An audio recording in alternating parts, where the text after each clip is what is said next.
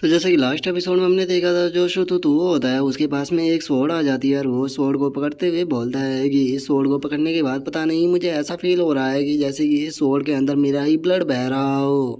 जोश उनका जो कि ज्ञान होता है वो उन लोगों को बताता है कि क्योंकि ये जो वेपन है ये तुम्हारे पेरेंट्स के द्वारा छोड़े गए हैं। और इतना बोलकर अब वो चैन सॉन्ग से बोलता है कि चैन सॉन्ग जरा एक बार जो तुम्हारी सोड है उसे बाहर निकालना, क्योंकि मुझे लगता है कि वो तुम्हारा ब्लड लाइन टैटू है। जो सुनते के साथ ही जो चैन सॉन्ग होता है वो अपनी सोड को निकाल लेता है और वो अपनी सोड को देखते हुए बोलता है कि अब मुझे समझ में आया कि मैं इसका इतना स्मूथली यूज क्यों कर पाता हूँ, क्योंकि ये मेरा ब्लड लाइन टैटू है जो कि मेरे पेरेंट्स के द्वारा मेरे लिए छोड़ा गया था। जो सुनते के साथ ही अब जो कि यहाँ होता है वो उन दोनों से बोलता है कि तुम दोनों जरा एक बार जो तुम्हारी सोड है उन्हें एक दूसरे से क्रॉस करना। और इतना बोलकर वो अपने मन में सोचता है कि ये दोनों सोड पर फाइन ग्रेड की है, लेकिन इनके पेरेंट्स की बात अगर की जाए तो जिस हिसाब का उनका स्टेटस होगा मुझे नहीं लगता कि वे इतने मामूली से वेपन को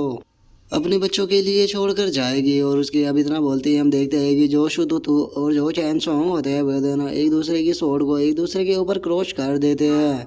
और उनके अब ऐसा करते के साथ ही हम देखते हैं कि उस स्वॉर्ड के अंदर से एकदम से काफ़ी ज़्यादा एनर्जी निकलने लगती है जो कि उस स्वॉर्ड को पूरी तरह से घेर लेती है, जिसे देखकर उन दोनों को भी कुछ भी समझ में नहीं आता कि आखिर यहाँ पर हो क्या रहा है। जिसके बाद हम देखते हैं कि वे जो दोनों स्वॉर्ड होती है वे एक साथ में मर्ज होकर एक काफ़ी पावरफुल वेपन में बदल चुकी होती है, जिसे देखकर जो कि ज्ञान होता है वो बोलता है कि जैसा कि मैंने सोचा ही था, ये दोनों स्वॉर्ड फ्यूज होने के बाद एक इमोर्टल एम्पर लेवल का ट्रेजर बन गई है। जो सुनकर रवि सिंह भी काफ़ी शौक हो जाता है और वो शौक होते हुए बोलता है कि ये तो इनके पेरेंट्स के द्वारा छोड़ी गई इनहेरिटेंस थी, लेकिन इनसे ज़्यादा तो जो मास्टर की ज्ञान है वो इन चीज़ों के बारे में जानते हैं। सच में मास्टर की ज्ञान की तो जो नॉलेज है वो बहुत ज़्यादा है। जो सुनकर अब जो केलिंग होता है वो भी एटीट्यूड मारते हुए बोलता है कि बिग ब्रदर के लिए ये चीज़ें करना छोटी मोटी बात है, तो तुम्हें इतना ज़्यादा सरप्राइज होने की कोई भी ज़रूरत नहीं है। जो सुनते ही अब हम देखते हैं कि जो कि ज्ञान होता है वो उन दोनों से बोलता है कि तुम्हारे पेरेंट्स ने ये दो स्वॉर्डें छोड़ी हुई थी और उन्होंने इनके अंदर इस टेक्निक को डाला हुआ है कि ये एक साथ में मर्ज होने के बाद काफ़ी पावरफुल वेपन बन जाएगी, जो कि इसीलिए ताकि तुम दोनों हमेशा साथ में रहो। और कि ज्ञान के अब इतना बोलते के साथ ही हम देखते हैं कि वे जो दोनों स्वॉर्ड होती है वे अलग अलग हो जाती है। और जो कि ज्ञान होता है वो उन दोनों से बोलता है कि शुतुतु और चैन सॉन्ग, तुम दोनों को अपने फादर को डिसअपॉइंट नहीं करना है, तुम्हें उनकी उम्मीदों पर खरा उतरना होगा। जो सुनते ही अब जो शुतुतु और जो चैन सॉन्ग होते हैं वो एक दूसरे की तरफ देखकर मुस्कुराते हुए बोलते हैं कि बिल्कुल हम अपने पेरेंट्स की उम्मीदों पर खरा उतरेंगे। जिसके बाद अब जो शुतुतु होता है वो अपने ऊपर लिखे हुए शब्द को देखते हुए जो कि ज्ञान होता है उससे बोलता है कि ब्रदर के ज्ञान, क्या आप बता सकते हो कि मेरे ऊपर ये इनहेरिटेंस के रूप में ये शब्द क्यों लिखे हुए हैं, क्योंकि जो ब्रदर चैन सॉन्ग था उसके पास तो ब्लड लाइन के रूप में दो स्वॉर्ड थी। तो फिर क्या आप बता सकते हो कि आखिर मेरे इस ब्लड लाइन टैटू का क्या मतलब है। जो सुनकर अब जो कि ज्ञान होता है वो भी थोड़ा सोचने लगता है और वो सोचते हुए बोलता है कि तुम्हारे सर के ऊपर एंशियंट मून लिखा हुआ है, और जहाँ तक अगर मैं सही गेस कर पा रहा हूँ तो मुझे लगता है कि ये पक्का कोई ना कोई टेक्निक है जो कि अभी सील की गई है। लेकिन इसे किस तरह से अनसील करना है इसके बारे में तुम्हें खुद ही पता लगाना होगा, क्योंकि मैं तुम्हें इसके बारे में कुछ भी नहीं बता सकता। जिसके बाद अब हमारा जो व्यू होता है वो एंशियंट बैटलफील्ड रूइन के अंदर आ जाता है, जहाँ पर कि हम देखते हैं कि काफ़ी सारे लोग एक जगह पर इकट्ठा हो चुके होते हैं। और अब जो चैन सॉन्ग का ग्रैंडपा होता है वो आगे आते हुए बोलता है कि मैंने कभी भी नहीं सोचा था कि वो ओल्ड मैन जो हमेशा हर चीज़ की तैयारी कर कर रखता था वो यहाँ पर आने के बाद मारा जाएगा। हम काफ़ी ज़्यादा लकी थे जो कि उस खतरनाक जगह से बचकर निकल गए, लेकिन उसके बाद भी हम अपने साथी को नहीं बचा पाए। तो इसीलिए अब हमें यहाँ पर जो ये एंशियंट रूइंस है इसके अंदर काफ़ी ज़्यादा ही सावधान रहना होगा, क्योंकि इसके अंदर जगह जगह पर खतरे हैं जो कि एक ह्यूमन किंग रियलम के कल्टीवेटर की भी जान ले सकती है। और उसकी अब इस बात को सुनकर हम देखते हैं कि वहाँ पर जो एक और ओल्ड मैन होता है वो बोलता है कि लगता है कि इस जगह पर हमें जो यंग जनरेशन थी उसे भेजना चाहिए था। जो सुनकर अब जो चैन सॉन्ग का ग्रैंडपा होता है वो उसकी तरफ देखते हुए बोलता है कि ओल्ड मैन होंग, मैं जानता हूँ कि जो तुम्हारी होंग फैमिली है उसके पास में पहले से ही एक डीमन सीलिंग प्लेट है, तो मैं जानना चाहता हूँ कि क्या उसके बाद भी यहाँ पर तुम नहीं आना चाहते थे। जो सुनते के साथ ही अब जो होंग फैमिली का हेड होता है वो उससे बोलता है कि ये जो डीमन सीलिंग प्लेट है इनके अंदर इमोर्टल बनने का सीक्रेट छुपा हुआ है, तो क्या तुम्हें लगता है कि मैं यहाँ पर नहीं आता। मुझे लगता है कि तुम इस बारे में कुछ ज़्यादा ही सोच रहे हो। जो सुनते के साथ ही हम देखते हैं कि जो चैन सॉन्ग का ग्रैंडपा होता है वो वहाँ से जाने लगता है और वो वहाँ से जाते हुए बोलता है कि ठीक है, अगर ऐसी बात है तो चलो फिर हम सभी अपनी अपनी स्ट्रेंथ लगाकर उसे यहाँ पर ढूंढने की कोशिश करते हैं, वो जिसे भी मिल जाएगा वो उसी की हो जाएगी। और उसके अभी इतना बोलते के साथ ही हमारा जो व्यू होता है वो चैन फैमिली के ऊपर आ जाता है, जहाँ पर कि हम देखते हैं कि जो चैन सॉन्ग होता है वो वहाँ पर आते हुए खुश होते हुए बोलता है कि ब्रदर किंग यान जो ग्रैंडपा है उनके साथ में मेरा कांटेक्ट बन गया है। और उन्होंने मुझे बताया है कि वे एंशिएंट रूइंस के अंदर जो डीमन सीलिंग प्लेट है उसे ढूंढ रहे हैं। और अब डीमन सीलिंग प्लेट का नाम सुनकर जो किंग यान होता है वो भी काफ़ी ज़्यादा शौक हो जाता है और वो शौक होते हुए बोलता है कि क्या वहाँ पर डीमन सीलिंग प्लेट है। जो सुनते के साथ ही अब जो चैन सॉन्ग होता है वो किंग यान को बताता है कि हाँ जो ग्रैंडपा है वो उसी डीमन सीलिंग टोकन को ढूंढ रहे हैं, क्योंकि उन्होंने मुझे बताया है कि जो ये डीमन सीलिंग प्लेट है इसके अंदर से इमोर्टल बनने का सीक्रेट छुपा हुआ है। इसीलिए जितने भी ह्यूमन किंग रियलम के कल्टीवेटर वहां पर गए हुए हैं उन सभी ने अपने डिसाइपलों को ऑर्डर दिया है कि वे सभी के सभी एंशिएंट रूइन के अंदर एंटर करें ताकि वे जल्द से जल्द डीमन सीलिंग प्लेट को ढूंढ सके। जो सुनते के साथ ही अब जो किंग यान होता है वो आगे बढ़ने लगता है और वो वहाँ पर चलते हुए बोलता है कि तो फिर अगर ऐसी बात है तो हम लोग यहाँ पर क्या कर रहे हैं, क्योंकि वैसे भी जो वो डीमन सीलिंग टोकन है वो मुझे भी चाहिए। जो सुनते के साथ ही अब जो चैन सॉन्ग होता है वो थोड़ा उदास होते हुए किंग यान से बोलता है कि ब्रदर किंग यान, जो मेरे ग्रैंडपा है वो उस डीमन सीलिंग प्लेट को ढूंढने के लिए काफ़ी मेहनत कर रहे हैं, तो कहीं ऐसा ना हो कि आप दोनों उसे ढूंढने के कारण एक दूसरे के एनिमी बन जाए। जो सुनकर जो किंग यान होता है वो चैन सॉन्ग से बोलता है कि ब्रदर चैन सॉन्ग, आपको टेंशन लेने की बिल्कुल भी ज़रूरत नहीं है, क्योंकि ये हम दोनों की पावर पे डिपेंड करता है कि कौन उसे पहले ढूंढेगा। जो उसे पहले ढूंढेगा वो उसकी ही हो जाएगी। और रही बात तुम्हारे ग्रैंडपा के एनिमी बनने की, तो अगर इस मैटर में जो तुम्हारा ग्रैंडपा है वो मेरा एनिमी भी बन जाता है तो उससे हमारी दोस्ती के ऊपर कोई भी फ़र्क नहीं पड़ेगा, क्योंकि मैं इतना बड़ा बेवकूफ़ भी नहीं हूँ कि मैं तुम्हारे ग्रैंडपा और तुम में फ़र्क भी ना समझ पाऊँ। जो सुनकर चैन सॉन्ग भी काफ़ी खुश हो जाता है और वो खुश होते हुए बोलता है कि ब्रदर किंग यान, बहुत बहुत शुक्रिया मेरी सिचुएशन को समझने के लिए। अब अगर कोई भी प्रॉब्लम होती है तो मैं भी उस प्रॉब्लम को जल्द से जल्द ख़त्म करवाने में आपकी मदद करूँगा। और चैन सॉन्ग के इतना बोलते ही हम 3 दिन बाद का सीन देखते हैं जहाँ पर कि जो किंग यान होता है वो फ्लाइंग शिप के अंदर जा रहा होता है और अब जो केलिंग होता है वो वहाँ पर लेडी ही को देखते हुए बोलता है कि ब्रदर किंग यान, आप इसे यहाँ पर लेकर क्यों आए हो, क्योंकि आप इसकी जगह शीतुतु को भी ला सकते थे, क्योंकि जो शीतुतु है वो आपके ज़्यादा काम आ सकता था। लेकिन अगर लेडी ही की बात की जाए तो इसका कल्टीवेशन का लेवल इतना ज़्यादा नहीं है, तो ये आपके क्या ही काम आ पाएगी। और केलिंग की इस बात को सुनकर जो किंग यान होता है वो केलिंग को समझाता है कि इस ट्रिप के दौरान हो सकता है कि हमारे काफ़ी ज़्यादा दुश्मन बन जाए, और वैसे भी पहले से भी मेरे काफ़ी सारे दुश्मन हैं, तो इसीलिए मैं शुतुतु को अपने साथ में लाकर उसे यहाँ पर नहीं मरवाना चाहता था। और रही बात लेडी ही की, तो मैं इसे यहाँ पर क्यों लेके आया हूँ, तो ये यहाँ पर खुद अपनी ही मर्जी से आई है, क्योंकि इसे मेरी मदद चाहिए इसकी फैमिली के लिए। लेकिन ये अब इसी के ऊपर डिपेंड करता है कि अगर ये हेल्प के लायक हुई तो मैं इसकी मदद ज़रूर करूँगा।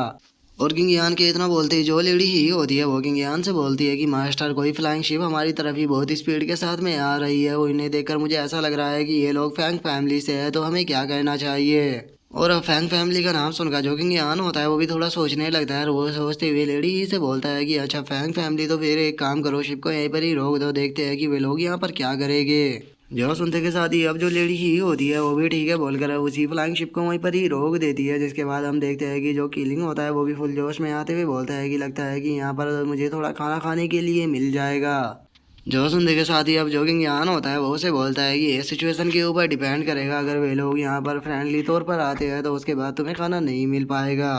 और इतना बोलकर जो किंग यहाँ होता है वो अपने मन में सोचता है कि जब मैं पिकॉक लैंड की टेरिटरी के अंदर था तो वहाँ पर मैंने फैंग शाओ को मार दिया था, तो लगता है कि ये लोग उसका ही रिवेंज लेने के लिए यहाँ पर आ रहे हैं। और किंग यान की अब इतना सोचते के साथ ही हम देखते हैं कि जो एक फ्लाइंग शिप होती है वो किंग यान की फ्लाइंग शिप के सामने आ जाती है, जिसके अंदर हम एक ओल्ड मैन को देखते हैं जो कि किंग यान की शिप के अंदर देखते हुए बोलता है कि ये शिप तो किंग यान की लग रही है। जो सुनकर अब जो उसके बंदे होते हैं वो उसको बताते हैं कि हाँ ये पक्का किंग यान ही है, क्योंकि इस फ्लाइंग शिप को हमने पहले पिकॉक क्लैन में और उसके बाद पैंग क्लैन में देखा था, और उससे पहले ये जो फ्लाइंग शिप है हमने इसको होंग फैमिली के अंदर भी देखा था, तो इसीलिए ये जो शिप है ये होंग फैमिली की है। तो अब अगर हम यहाँ पर जो किंग यान है उसे मार देते हैं तो उससे हम इस फ्लाइंग शिप को ले सकते हैं, और उसी के साथ में जो किंग यान था उसने पिकॉक क्लैन की जो ट्रेजर थी उसे भी लूटा है, तो इसके पास में काफ़ी सारे ट्रेजर भी हो गए, तो अगर हम इससे वे सभी ले लेते हैं तो हम काफ़ी ज़्यादा अमीर हो जाएंगे।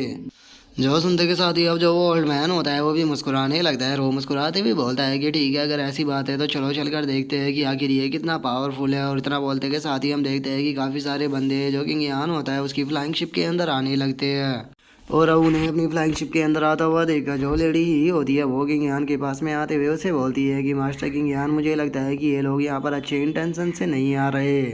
जो सुनकर जो किंग यान होता है वो लेडी ही से बोलता है कि कोई बात नहीं, इन्हें यहाँ पर आने दो, क्योंकि मैं भी देखना चाहता हूँ कि आखिर ये लोग यहाँ पर आकर क्या करेंगे। और इतना बोलकर अब जो किंग यान होता है वो फैंग फैमिली के जो मेंबर होते हैं उन लोगों के सामने रिस्पेक्ट देते हुए उन लोगों से बोलता है कि आप लोग फैंग फैमिली से हो, लेकिन क्या मैं जान सकता हूँ कि आप लोग मेरी शिप के अंदर क्यों आए हो। जो सुनते के साथ ही अब जो वो ओल्ड मैन होता है वो किंग यान से बोलता है कि किंग यान मैं जानता हूँ कि तुमने फैंग शाओ को मारा है जो कि हमारे पैलेस मास्टर का लिटिल ब्रदर था। तो इसीलिए हम उसका यहाँ पर बदला लेने के लिए आए हैं। तुम्हारे लिए सही यही रहेगा कि तुम चुपचाप यहाँ पर सरेंडर कर दो और तुम्हारे पास में जितना भी ट्रेजर है वो सभी के सभी हमें दे दो और चुपचाप हमारी फैमिली के अंदर चलो। अगर तुम ऐसा करते हो तो मैं तुमसे वादा करता हूँ कि मैं तुम्हें जान से नहीं मारूंगा, लेकिन अगर तुमने ऐसा नहीं किया तो उसके बाद तुम्हारे साथ में जो कुछ भी होगा उसके लिए तुम खुद ही जिम्मेदार होगे। जो सुनने के साथ ही हम देखते हैं कि वहाँ पर फैंग फैमिली के जो मेंबर होते हैं वो भी हंसते हुए किंग यान से बोलते हैं कि किंग यार तुम्हारे लिए सही यही रहेगा कि जो एल्डर बोल रहे हैं वैसा ही करो, क्योंकि एल्डर की जो स्ट्रेंथ है वो काफ़ी ज़्यादा है और तुम उनका सामना कभी भी नहीं कर पाओगे। तभी उनमें से एक और बंदा हंसते हुए बोलता है कि इस किंग यान का जो टैलेंट है वो काफ़ी अच्छा है। इसे पकड़ने के बाद हम इसे अपनी फैंग फैमिली का गार्ड बना देंगे, जिसके बाद ये हमारी फैमिली को प्रोटेक्ट करता रहेगा।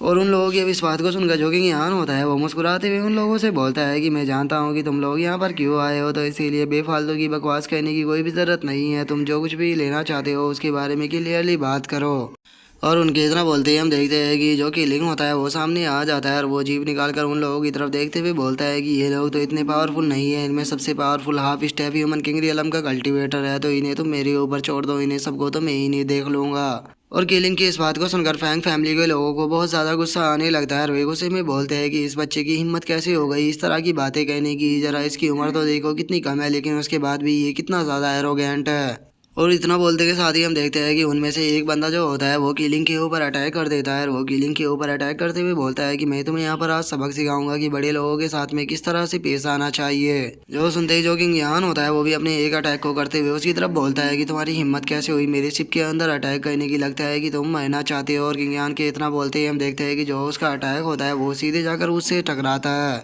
जिस कारण वो पर्सन वहीं पर ही मारा जाता है। और अब जो किंग यान होता है वो बाकी लोगों की तरफ देखते हुए उन लोगों से बोलता है कि तुम लोग इस चीज़ के लिए क्वालिफाई नहीं हो कि मुझसे फाइट कर सको, जिंदा रहना चाहते हो तो चुपचाप यहाँ से निकल जाओ। और अब किंग यान की पावर को देखकर हम देखते हैं कि वहाँ पर जो डिसाइबल होते हैं वे बहुत ज़्यादा शौक हो जाते हैं और वे शौक होकर चिल्लाते हुए बोलते हैं कि इसने तो थर्ड ब्रदर को केवल एक ही अटैक में मार दिया, जबकि जो थर्ड ब्रदर थे वो परफॉर्म रियलम के 9th लेवल पर थे। कहीं मैं यहाँ पर सपना तो नहीं देख रहा, आगे जो किंग यान है वो इतना पावरफुल कैसे हो सकता है। और उन लोगों के इतना बोलते ही हम कीलिंग को देखते हैं जो कि रोते हुए किंग यान से बोलती है कि ब्रदर किंग यान आपने यहाँ पर उसे क्यों मार दिया, क्योंकि वो परफॉर्म रियलम के 9th लेवल का बंदा था, अगर मैं उसे खाता तो कम से कम मेरी थोड़ी एनर्जी तो वापस आ सकती थी। और उन लोगों के अभी इतना बोलते के साथ ही हम लेडी ही को देखते हैं जो कि मुस्कुराते हुए अपने मन में सोचती है कि जो यंग मास्टर किंग यान है उनकी पावर का कोई भी अंदाजा नहीं लगाया जा सकता, ये लोग यहाँ पर मरने के लिए ही आए थे। और उसके इतना बोलते ही हम देखते हैं कि वो जो ओल्ड मैन होता है उसे बहुत ज़्यादा गुस्सा आने लगता है और वो गुस्से में चिल्लाते हुए बोलता है कि बास्टर तुम्हारी हिम्मत कैसे हुई मेरी आंखों के सामने ही मेरे लोगों को मारने की, अब तुम जिंदा नहीं बचोगे, यहाँ पर तुमने फैंग फैमिली के मेंबर को मारने की कोशिश की है।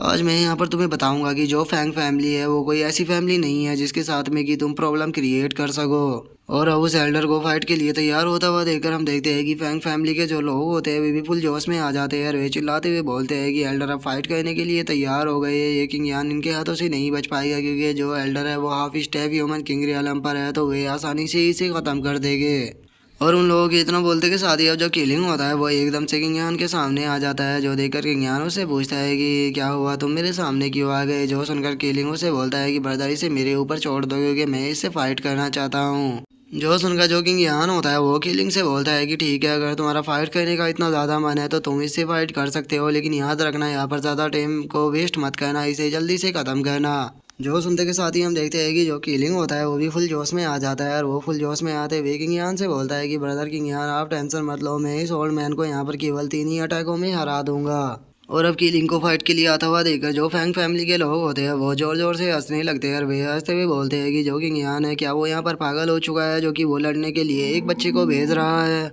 लगता है कि जो किंग यान है वो यहाँ पर इस बच्चे के साथ में यहाँ पर एल्डर की फाइट कराकर यहाँ से बहाना देखकर भागना चाहता है, तो इसीलिए हम सभी को किंग यान के ऊपर नज़र रखनी होगी, वो यहाँ से बचकर नहीं भागना चाहिए। जिसके बाद अब हम वहाँ पर जो वो ओल्ड मैन होता है उसको देखते हैं जो कि गुस्से में अपने ओरा को रिलीज करते हुए किंग यान के ऊपर चिल्लाते हुए बोलता है कि किंग यान तुम्हारी हिम्मत कैसे हुई मुझे इस तरह से ह्यूमिलेट करने की, मैं पहले तो तुम्हें सोचा था कि एक आसान मौत दूंगा, लेकिन अब मैंने अपनी माइंड को चेंज कर लिया है, मैं अब तुम्हें यहाँ पर बहुत ही दर्दनाक मौत देने वाला हूँ। और उसके इतना बोलते के साथ ही अब जो किलिंग होता है वो उसके ऊपर अटैक करने के लिए आ जाता है और वो उसके ऊपर अटैक करते हुए बोलता है कि ओल्ड मैन तुम बहुत बकवास करते हो, अब पिटने के लिए तैयार हो जाओ। जो देखते कि शादी वो जो ओल्ड मैन होता है वो अपने चारों तरफ की यूआई की एक शील्ड को बना लेता है और वो कीलिंग से बोलता है कि लिटिल ब्रैट, क्या तुम्हें लगता है कि तुम मुझसे यहाँ पर फाइट करने के लिए क्वालिफाई भी हो? अगर मैं तुम्हें 1 घंटे का टाइम भी दूँ तो उसके बाद भी तुम मेरे क्यूआई डिफेंस को नहीं तोड़ पाओगे। और वो इतना बोल ही रहा होता है, लेकिन तभी हम देखते हैं कि जो कीलिंग होता है वो उसके डिफेंस को एक ही पंच में तोड़ देता है और वो सीधे जाकर उसके पेट में एक पंच को मारता है, जिस कारण हम देखते हैं कि उसके मुंह से ब्लड भी आने लगता है और वो काफ़ी पीछे जाकर गिरता है, जो देखकर सभी लोग काफ़ी ज़्यादा शौक हो जाते हैं। और वे शौक होकर चिल्लाते हुए बोलते हैं कि इस बच्चे ने तो यहाँ पर एल्डर के ऊपर अटैक भी कर दिया, जबकि एल्डर जो है वो half step human king realm पर है, तो उसके बाद आखिर ये बच्चा इनके ऊपर कैसे अटैक कर सकता है और ये बच्चा आखिर है कौन? और उनके इतना बोलते के साथ ही हम देखते हैं कि जो केलिंग और वो जो ओल्ड मैन होता है उन दोनों के बीच में घमासान युद्ध स्टार्ट हो जाता है और ओल्ड मैन चिल्लाते हुए बोलता है कि लिटिल ब्रैट, तुम्हारी हिम्मत कैसे हुई अटैक करने की? जो सुनकर केलिंग बोलता है कि मैं तो ऐसे ही अटैक करूंगा, तुम में हिम्मत है तो रोक लो। जो सुनकर वो ओल्ड मैन गुस्से में चिल्लाते हुए बोलता है कि मैं यहाँ पर half step human king realm पर हूँ, मैं यहाँ पर तुम्हारी एक एक हड्डियाँ तोड़ दूंगा। जो सुनकर केलिंग उससे बोलता है कि तुम चाहे किसी भी लेवल पर क्यों ना हो, लेकिन तुम यहाँ पर मेरा खाना बनाओगे। और किलिंग के इतना बोलते हैं हम थोड़ी देर बाद का सीन देखते हैं जहाँ पर कि किलिंग ने उस ओल्ड मैन की काफ़ी बुरी हालत कर दी होती है और अब जो किलिंग होता है वो गुस्से में उस ओल्ड मैन की तरफ देखते हुए उसे बोलता है कि मैं यहाँ पर तुम्हारे great great great great great grandpa की उम्र का होऊंगा, लेकिन उसके बाद भी तुम्हारी हिम्मत कैसे हो गई मुझे यहाँ पर बच्चा बोलने की? और अब कीलिंग के इतना बोलते हैं हम वहाँ पर वो फैंग फैमिली के लोगों की हालत देखते हैं जो कि काफ़ी ख़राब हो चुकी होती है और वे घबराते हुए बोलते हैं कि जो एल्डर थे वो तो यहाँ पर हार गए, ये बच्चा नहीं है, ये तो बच्चे की खाल के अंदर कोई मॉन्स्टर है, जल्दी से यहाँ पर भागो, ये हमें यहाँ सभी पर मार देगा। और उन लोगों के इतना बोलते के साथ ही अब जो कि यहाँ होता है वो गुस्से में उनकी तरफ देखते हुए बोलता है कि क्या तुम्हें लगता है कि तुम यहाँ से जिंदा बचकर जा सकते हो? और इतना बोलते ही हम देखते हैं कि जो कि यहाँ होता है वो अपनी डीमन शीडो को बाहर निकाल कर उन सभी की बॉडी के अंदर डाल देता है, जिस कारण अब वे सभी लोग दर्द के मारे चिल्लाना शुरू कर देते हैं और वे चिल्लाते हुए बोलते हैं कि हम आखिर कितने बड़े गधे थे जो कि यहाँ पर आकर हमने किंग यान को ऑफेंड कर दिया, अब हमें कोई भी नहीं बचा सकता। और उन लोगों के इतना बोलते हैं हम किलिंग को देखते हैं जो कि उस ओल्ड मैन के सामने आ जाता है और वो उस ओल्ड मैन के सामने आते हुए बोलता है कि अब ये ओल्ड मैन यहाँ पर किसी भी काम का नहीं रहा, तो चलो मैं इसे खा लेता हूँ, कम से कम ये मेरे खाने के तो काम आ ही सकता है। जो सुनते के साथ ही अब जो ओल्ड मैन होता है वो किंग यान से अपनी जान की भीख मांगते हुए उसे बोलता है कि यंग मास्टर किंग यान, प्लीज़ मुझे मत मारिए, मैं आपके काफ़ी ज़्यादा यूजफुल हो सकता हूँ, क्योंकि फैंग फैमिली के अंदर जो मेरी पोजीशन है वो काफ़ी ज़्यादा हाई है, तो इसीलिए वहाँ पर जो भी कुछ भी होगा उसकी न्यूज़ मैं आपको ला कर दे सकता हूँ। और उसी के साथ में जो फैंग फैमिली का मास्टर है वो पक्का आपको मारने के लिए ज़रूर आएगा, तो मैं इस चीज़ में भी आपकी मदद कर सकता हूँ उनसे निपटने के लिए, तो प्लीज़ इसीलिए मुझे यहाँ पर मत मारिए, मैं आपके लिए काफ़ी ज़्यादा कीमती हूँ, मैं आपका स्लेव बनने के लिए भी तैयार हूँ। और अब उसकी इस तरह की बातों को सुनकर हम देखते हैं कि जो किंग यान होता है वो भी मुस्कुराने लगता है और वो मुस्कुराते हुए उससे बोलता है कि तुम तो काफ़ी अच्छी बातें करते हो, तो चलो मुझे बताओ कि आखिर तुम्हारा नाम क्या है? और इतना बोलकर जो किंग यान होता है वो अपने मन में सोचता है कि ये मेरे लिए काफ़ी अच्छी चॉइस रहेगी, क्योंकि ये half step human king realm पर है, तो मैं फैंग फैमिली के अंदर इसे अपने स्पाई की तरह यूज कर सकता हूँ, जिससे कि मेरी फैंग फैमिली के अंदर नज़र बनी रहेगी। और किंग यान के इतना सोचते ही अब जो वो ओल्ड मैन होता है वो खुद का इंट्रोडक्शन देते हुए किंग यान को बताता है कि मेरा नाम फैंग वूजी है और आज से मैं आपका स्लेव बनने के लिए तैयार हूँ, यंग मास्टर किंग यान। और अब उस ओल्ड मैन को किंग यान के सामने इस तरह से गिड़गिड़ाता हुआ देखकर जो लेडी ही होती है वो भी काफ़ी सरप्राइज हो जाती है और वो अपने मन में सोचती है कि half step human king realm का पावरफुल कल्टीवेटर भी किंग यान के सामने सरेंडर कर रहा है, इसका मतलब जो किंग यान है वो मेरी ही फैमिली की मदद कर पाएगा। और लेडी ही के इतना सोचते के साथ ही हम देखते हैं कि जो किंग यान होता है वो डीमन शील्ड को जो ओल्ड मैन होता है उसकी बॉडी के अंदर डाल देता है, जिसका हम देखते हैं कि ओल्ड मैन को भी काफ़ी ज़्यादा दर्द होता है। लेकिन जो किंग यान होता है वो उस ओल्ड मैन को वहाँ पर नहीं मारता और वो वहाँ से जाते हुए जो वो ओल्ड मैन होता है उसे बोलता है कि अगर तुम मेरे लिए अच्छे से काम करोगे तो इससे तुम काफ़ी ज़्यादा बेनिफिट को कमा पाओगे, लेकिन एक बात को हमेशा याद रखना, अगर तुमने मुझे धोखा देने की कोशिश की तो तुम्हारे अंदर मैंने डीमन सीड को डाल दिया है, तुम मुझसे चाहे कितनी भी दूर क्यों ना हो, लेकिन मैं केवल अपने एक ही इशारे से तुम्हें ख़त्म कर सकता हूँ। जो सुनते के साथ ही अब जो वो ओल्ड मैन होता है वो अपने सर को झुकाते हुए किंग यान से बोलता है कि यंग मास्टर किंग यान, मैं आपकी बात को समझ गया और यहाँ पर मैं अपनी वफादारी को दिखाने के लिए जितने भी फैंग फैमिली के लोग शिप के अंदर है मैं उन सभी को यहाँ पर अभी के अभी ख़त्म करने के लिए जा रहा हूँ, ताकि किसी को भी पता ना लगे कि यहाँ पर क्या हुआ था। जो सुनकर जो किंग यान होता है वो भी ठीक है बोलकर उसे वहाँ से जाने के लिए बोल देता है, जिसके बाद हम देखते हैं कि वो जो ओल्ड मैन होता है वो अपनी शिप की तरफ जाते हुए बोलता है कि मेरे लोग क्लैन के लोगों प्लीज़ मुझे माफ़ कर देना, मुझे ज़िंदा रहने के लिए तुम लोगों को मारना ही होगा। और अब उस ओल्ड मैन की वहाँ से चले जाने के बाद जो किलिंग होता है वो उदास होते हुए किंग यान से बोलता है कि ब्रदर किंग यान, आपने मेरा इतना अच्छा खाना यहाँ से भेज दिया, जो सुनकर जो किंग यान होता है वो किलिंग के सर के ऊपर हाथ फेरते हुए उससे बोलता है कि किलिंग वो हमारे फ्यूचर में काफ़ी काम आएगा तो इसीलिए उसे नहीं मारना चाहिए। और वैसे भी यहाँ पर काफ़ी सारे लोग हैं एंशिएंट रूइंस के अंदर जिन्हें कि मैं तुम्हारा खाना बना दूंगा। और किंग यान के इतना बोलते के साथ ही हम देखते हैं कि जो लेडी ही होती है वो किंग यान के पास में आ जाती है और वो उसे कुछ बोलने वाली होती है लेकिन वो बोल नहीं पाती। जो सुनकर किंग यान उससे बोलता है कि क्या हुआ, क्या तुम मुझसे कुछ कहना चाहती हो। जो सुनते के साथ ही अब जो लेडी ही होती है वो घुटने पर अपनी ज़मीन पर बैठ जाती है और वो किंग यान से बोलती है कि यंग मास्टर किंग यान प्लीज़ मेरी ही फैमिली की मदद कीजिए क्योंकि मुझे आपकी मदद की ज़रूरत है। जो सुनते के साथ ही किंग यान को भी कुछ भी समझ में नहीं आता और वो उसे पूछता है कि तुम्हें मेरी कैसी मदद चाहिए। जो सुनते के साथ ही अब जो लेडी ही होती है वो रोते हुए किंग यान को बताती है कि जो मेरे ग्रैंड पाते वे ह्यूमन किंग रियलम पर थे लेकिन वे मर चुके हैं जिस कारण हमारी ही फैमिली की पावर काफ़ी कम हो गई और जो बाकी की 8 फैमिली है वो हमारी ही फैमिली को दबाने की कोशिश कर रही है। और अभी अभी ही मैंने सुना है कि मेरी ही फैमिली के जो लोग हैं वो एंशिएंट रूइंस के अंदर गए हुए हैं ताकि वे पावरफुल बन सके, लेकिन मैं नहीं जानती कि वे इस चीज़ में सक्सेसफुल हो पाएगी या नहीं। तो इसीलिए मैं उम्मीद करती हूँ कि अगर मेरी ही फैमिली को कभी प्रॉब्लम हुई तो जो मास्टर किंग यान है वो मेरी मदद करेंगे। जो सुनकर अब जो किंग यान होता है वो लेडी ही से बोलता है कि ठीक है मैं ही फैमिली की मदद करने के लिए तैयार हूँ लेकिन मुझे ये बताओ कि मुझे ही फैमिली की मदद करने के बदले में क्या मिलेगा। जो सुनते के साथ ही अब जो लेडी ही होती है वो किंग यान से बोलती है कि यंग मास्टर किंग यान अगर आप मेरी ही फैमिली की मदद करते हो तो मैं आपसे वादा करती हूँ कि जो मेरी ही फैमिली है वो आपके साथ में लॉयल अलायंस बनाने के लिए तैयार है। और इतना बोलकर अब जो लेडी ही होती है वो अपने कपड़ों को उतारना शुरू कर देती है और वो अपने कपड़ों को उतारते हुए किंग यान से बोलती है कि उससे अलग मैं यहाँ पर आपकी स्लेव बनने के लिए तैयार हूँ और आप मुझसे जो कुछ भी करने के लिए बोलोगे मैं वो सब कुछ करूँगी। और अब लेडी ही के इतना बोलते के साथ ही जो हमारा आज का एपिसोड है वो यहीं पे कंप्लीट हो जाता है। तो नेक्स्ट एपिसोड में देखिए कि आगे क्या होता है। अगर आप लोगों को वीडियो अच्छी लगी हो तो लाइक करना, चैनल को सब्सक्राइब करना। मैं मिलता हूँ नेक्स्ट एपिसोड में, तब तक के लिए बाय बाय गाइस।